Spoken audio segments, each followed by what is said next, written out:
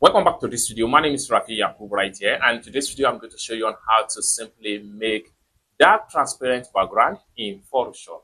So let's see. But before we dive into the tutorial, if you find this tutorial useful and you are following new to this channel, remember click on that subscribe, turn on the notification bell for more useful tutorial like this. So with that being said, let's get started. Alright, so the very first thing you need to do is to simply open up your Photoshop. As you can see right here, I'm in light transparent background. We can simply convert this into dark transparent background. And for us to do that, what we need to do is to simply come to the top right here where we have edit tab, click on edit tab, then this is going to drop down.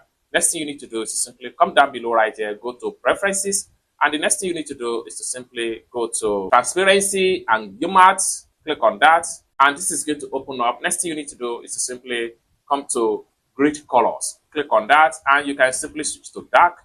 And then right here, you can change from medium to large. Everything depends on what exactly you want to achieve. Or better still, you can put it in none or go back to small. And you can also make it a medium.